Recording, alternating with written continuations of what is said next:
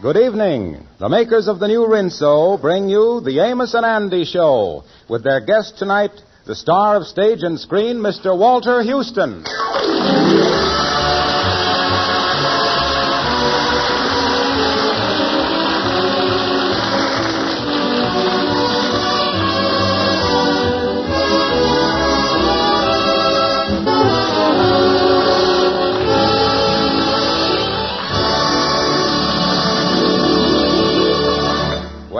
Trouble is nothing new to Amos and Andy or their friends. They're usually able to cope with almost anything that comes along. However, today, George Stevens, the Kingfish, seems to have run into a little extra trouble, which appears to be more than he can handle.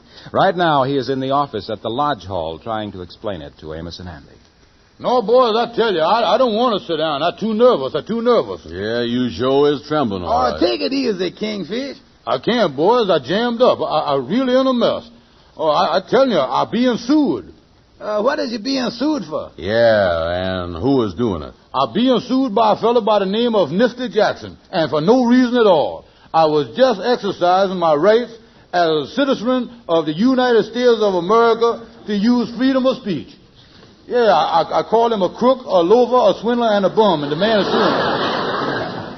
A crook, a loafer, a swindler, and a bum? Yeah, do the Constitution allow you to say that? Well, there's freedom of speech, there's 4 freedoms and all that stuff. Yeah, I only called him 4. Yeah, that's right. Yeah, if I'd have called him a thief on top of that made 5 freedoms, then the man got a case against me, you see. Oh, that was a dangerous thing to do. When did you do it? Here's the whole story. A few weeks ago, I writ this fellow Nifty Jackson a letter. Now, in the letter, I called him those names. And now he's suing me for $1,000. He claimed I done smirched up his reputation. Oh, that Nifty Jackson didn't have $1,000 worth of reputation to smirch up. Yeah, well, that ain't what counts. Tell me, Kingfish, how is you going to handle the case? By getting a lawyer. Oh, I going to see the alley lawyer that hangs around back of the jail there. I going to see him. Well, wait a minute here. He charges big money before he's going to give you any advice. Where are you going to get the dough to pay him? Brother Andy, I think I got a great idea for that. I is going home now and see the little woman.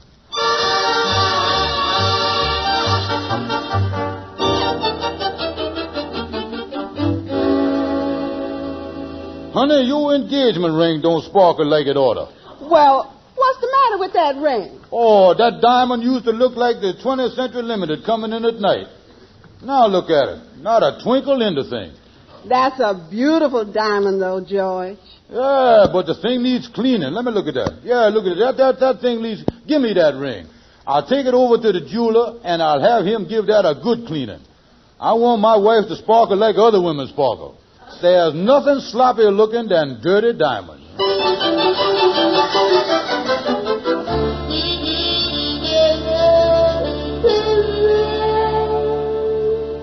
Now, look here, Honest Joe. You ought to give me more than $15 on that stone.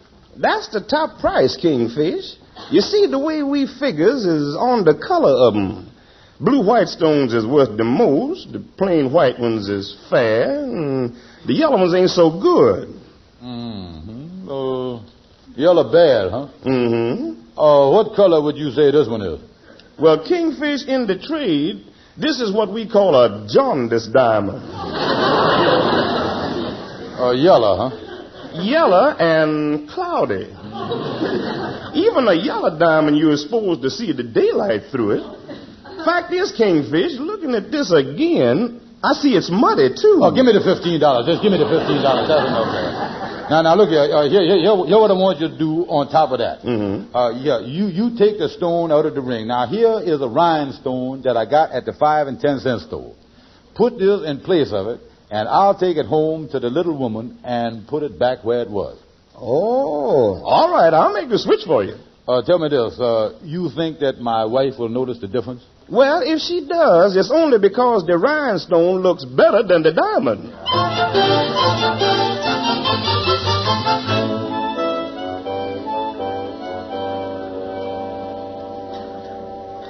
Well, Kingfish is your lawyer. There's 2 ways you can settle this case. What is it? Well, the first is to pay the man the $1,000. I like the second way better. Well, I ain't told you what the second way is yet. Yeah, well, whatever it is, I know I'm going to like it better. Well, the second way is the result of some pretty heavy studying. I skimmed over several similar cases, looked over the whole legal aspect of the case. And it is my personal opinion as an attorney that there is a way that can't fail. Now you talking. Now, what is that? Tell me that. Well, scare the pants off the other lawyer. Scare him so bad that he'll drop the suit against you. Put fear in him. F-E-E-R, fear. Well, now, I don't know about that. That's going to take a lot of thought and time. There's nothing else I could do, huh? Well, there is a third way. What's that? The third way ain't included in the $15. Oh, I see. The money that I have paid you only includes 2 ways. Yeah, runs approximately $7.50 a week. You see, the reason the third way runs into extra money is cause it's all postgraduate stuff. Mm-hmm. Stuff I done learned after my diploma was framed and on the wall and everything. Yeah. Well, I just can't afford it, though. But, come to think of it, that second way ain't bad at all. Put fear in the other lawyer. Yeah, that's just what I'm going to do.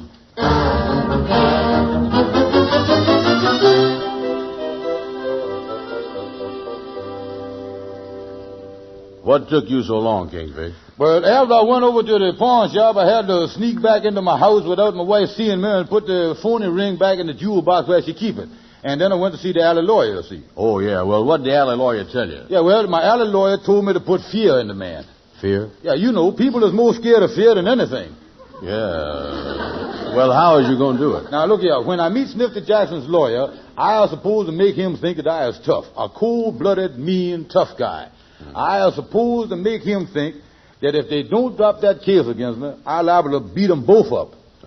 When do you start this one-man reign of terror? I'll start raining right away. It just happens, Andy, that Nifty Jackson's lawyer, a man by the name of Mr. Nelson, called me up, and he wants to meet me at 4 o'clock this afternoon to see if I won't settle. That is when I'm going to show him how tough I is. Yeah, well, how can you make a man scared of you? Oh, it's going to be a cinch, Andy. I tell you what I'm going to do. Oh, wait a minute. Here's my man now. Come in here, Lightning. What did you want to see me about, Brother Kingfish?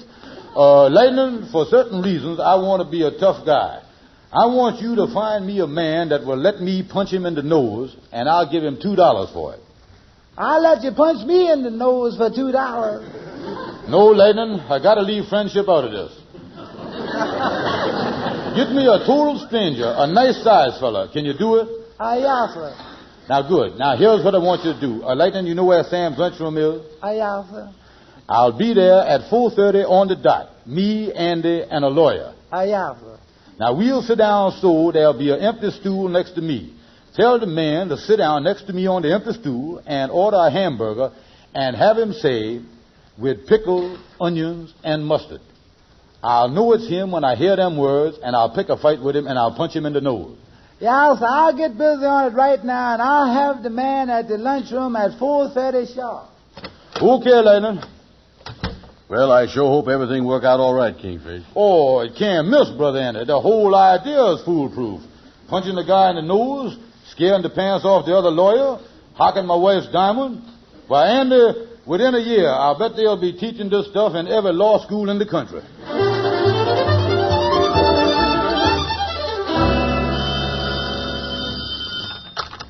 Hello, Sam's lunchroom. Is there a man sitting at the counter by the name of Kingfish Stevens? No, ain't nobody here now. All the stools are empty. Well, I was supposed to have a man there for him at 4:30 sharp, but I couldn't find one for him today.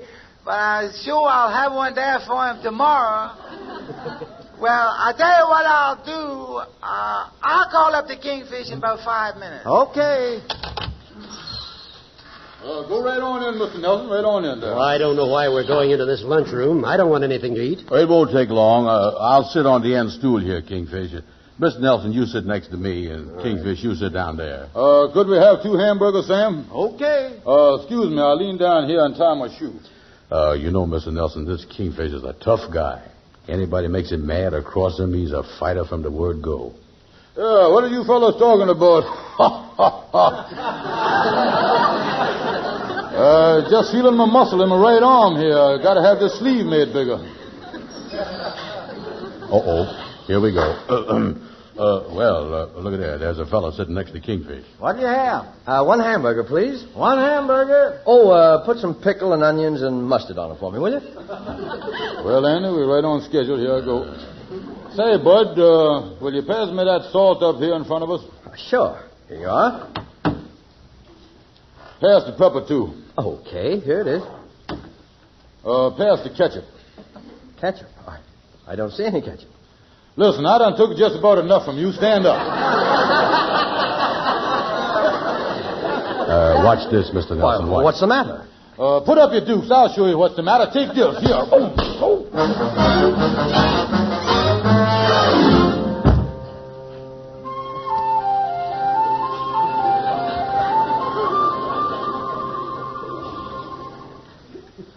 Look, Andy, the Kingfish is opening his eyes now. Oh, me. Where is her? We brung you over here to your office, Kingfish. You was laying on the sofa.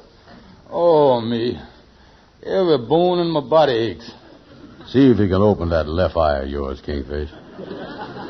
Who was that fella that I got in the fight with? Well, he seemed to be a pretty nice fella. He even helped us pick you off the floor and carry you over here. Oh, what did you put on my nose, boys? We didn't put nothing on there. You mean that what I feel there is all nose? Every inch of it. Here, Kingfish, here's a piece of beefsteak I got you for your eye. Let's put it right on there now. That'll help take the swelling down. Oh, me. I still could have licked that fella if it'd been a fair fight. Well, what wasn't fair about it? He was a head shorter than you was. Yeah, well, that's where he had advantage of me. You see, I had my arm up guarding myself like this, and he was so short that he got under my guard, and before I could get him from under there, I was on the floor. Well, Kingfish, that whole plan of yours was a flop. What is he going to do about the lawsuit now, Kingfish? Listen, boys, the alley lawyer has got a third way how that I can handle the whole thing with the judge. But he won't tell me unless I give him $5 extra in advance. Well, I just ain't got it, Kingfish. Yeah, and I is flat broke. I got to get $5 somewhere to find out how to handle this case. Listen, Amos, I tell you what you do. Go over to my wife. She's got some money that she's going to give the landlord today. Ask her to let me have $5 of that. All right, I'll go over there and see what I can do.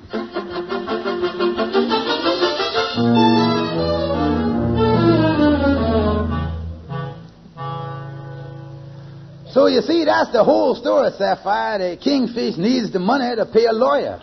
Well, I ain't got it, Amos. I've already paid the landlord the rent this morning. And another thing, I ain't seen the Kingfish. Where is he at? He didn't come home last night. Oh, he's all right. He was sort of stretched out on the sofa resting when I left him. He's been mixed up in a lot of things here lately. Well, is he well? Is he eating? Oh, yeah, he's eating all right. A fact is, the last time I seen him, he had his eye on a steak.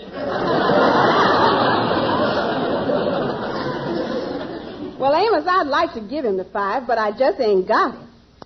Wait a minute. I know what I'll do. Oh, has you got an idea? Amos, it's at a time like this that a wife has got to stick by her husband, no matter what the cost or the sacrifice is. I was going to raise the money for that lawyer. Oh, that's wonderful. How is you going to do it? I've gone out and pawned my diamond engagement ring.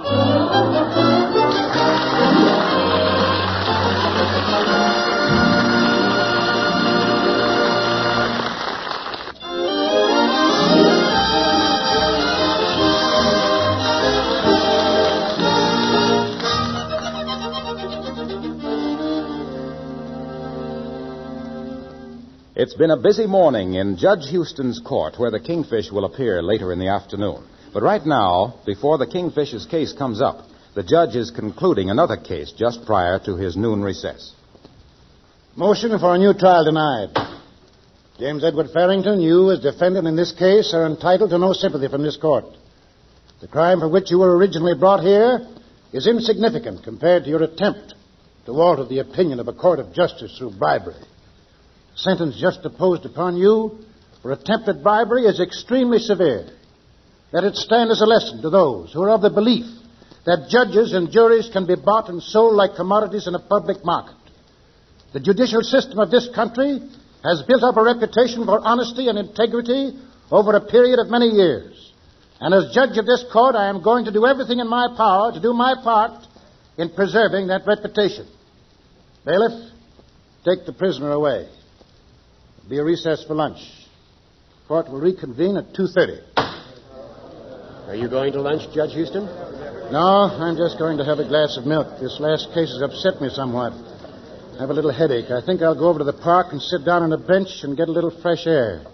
There's nothing that infuriates me like a man trying to bribe somebody.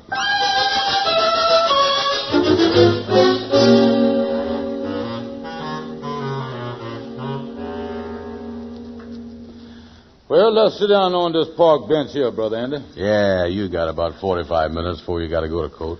Yeah, I was all prepared, though. Like I told you, the alley lawyer told me all that stuff, how to handle Judge Houston. You know, he's the judge that's going to handle my case. Tell me this. How did you raise that $5 to pay the alley lawyer? Oh, one of the brothers at the lodge all let me have it. Oh, I was all set to take care of this Judge Houston. I got the box of cigars under my arm, a couple of bucks in my pocket. Do one of you men have a match? Oh, yes, sir, yes, sir. I think I got one here. Thank you very much. There you go. Thank you. Mind if I sit down here? Oh, no, sir. Move over there, Andy. Yeah. Where are you boys from? We live up around 125th Street. Yes, sir. My friend here, the Kingfish, is waiting to go in their coat over there. Yeah, going over to Judge Houston's court. Oh, is that so? Ain't going to take long, though, I guess. No, it ain't going to take us long, because I know exactly how to handle that judge. No, you do? No. Oh, well, how do you handle Judge Houston? Well, first of all, I got a box of cigars here. I'm going to slip him damn little bribery stuff, you know. That's what I'm going to do. And only 5-cent cigars, too. Plenty good enough for him. 5-cent cigars, huh? I suppose you saved the 10-cent ones for the Supreme Court cases, huh? Oh, sure, yeah. And another thing, if the cigars don't work, why, we got a few bucks in cash for the judge. Mm-hmm. You mean to say that a judge, let's say, for instance, this Judge Houston can be bought? Well, I wouldn't go so far as to say that he can be bought, but he certainly can be rented. I know that.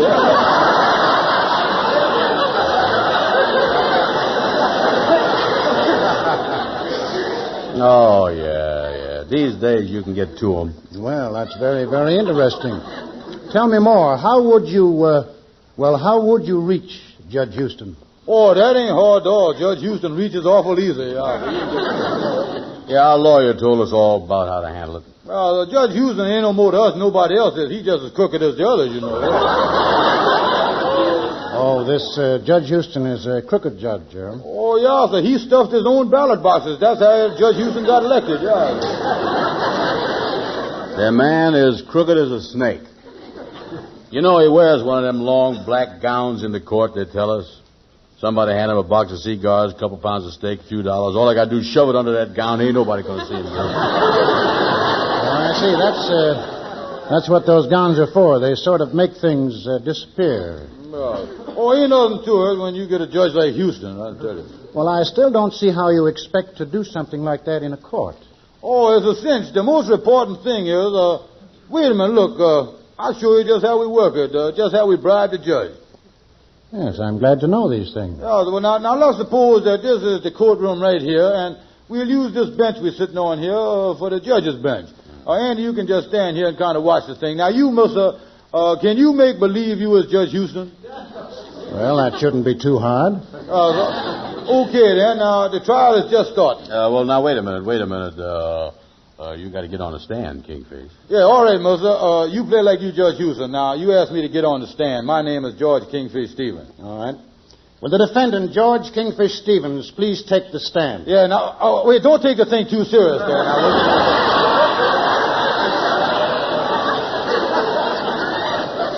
Yeah. After all, we just talking the thing over here, mister.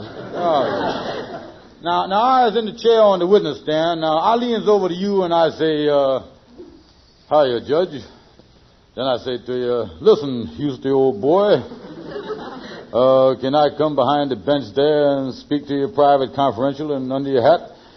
Now, as the judge, you say something back to me, Anything you have to say to me, you can say it to this court. Yeah, oh, wait a minute, mister. You can't talk that way.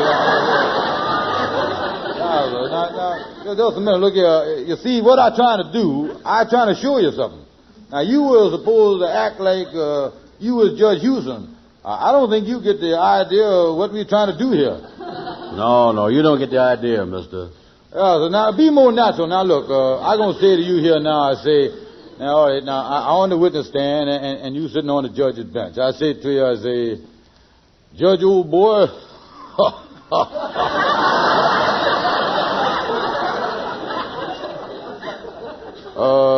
Judge, I got a little package here for you. Now, give me an answer to that, and I'll show you. Any package that you have that has any bearing on this case can be opened in front of the court. Yeah, well, you see, Judge... Oh, wait a minute, mister. Wait a minute. You can't... Mother, you can't talk that way. But there again, I feel that that's what a judge might say. You do, huh? Oh, I see someone coming for me. It looks like I might have to be running along. Yeah, see you again soon. Yes, we may meet again very soon. Excuse me a second. I hate to bother you, but there's a long-distance call, and the operator says it's person to person. For you, Judge Houston. All right, I'll take it. Goodbye, boys.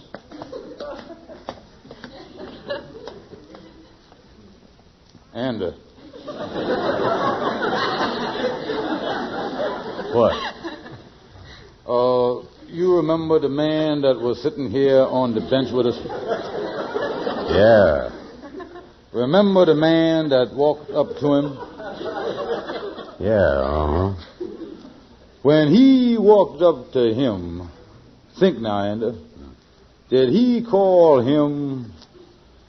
No, I ain't going to even ask you that because I know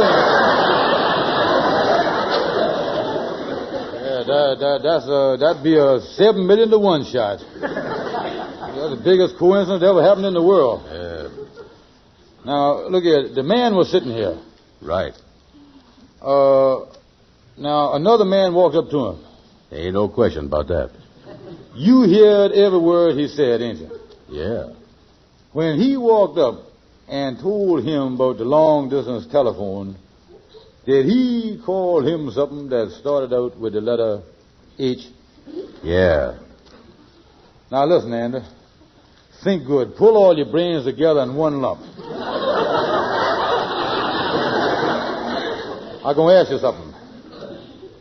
Did he call him? Uh-huh. Yeah.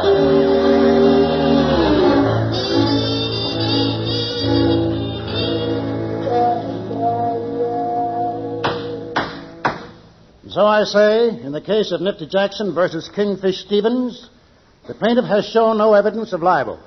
A mere letter mailed in a sealed envelope to the plaintiff does not constitute libel in the eyes of the law. The case is dismissed. Before I adjourn court, I would like to say something purely for the benefit of the defendant.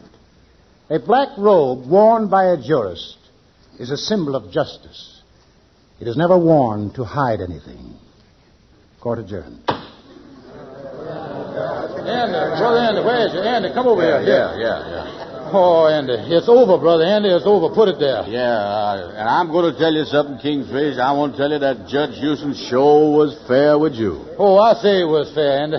I ain't never been this scared before in my life. After what we done said to him in the park. Yeah. Oh, this has been a great lesson to me, Brother Andy. I ain't never going to do nothing again that will get me in trouble with the law.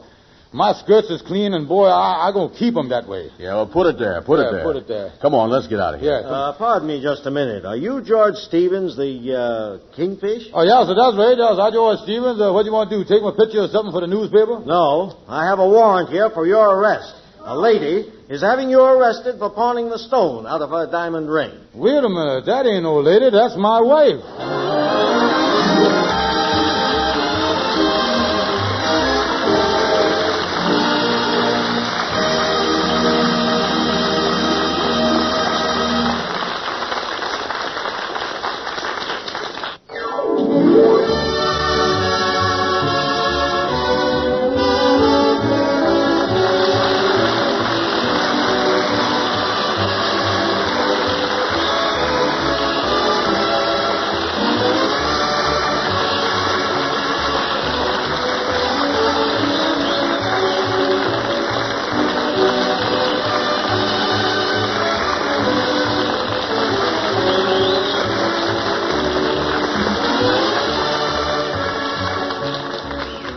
sure to be with us again next Friday evening at this same time when the makers of Rinso again bring you the Amos and Andy Show, at which time Amos and Andy will have as their guest the fine picture actor, Mr. Franklin Pangborn. Meantime, this is Harlow Wilcox speaking for all of us, thanking Walter Houston for appearing with us tonight, and bidding all of you a pleasant good night.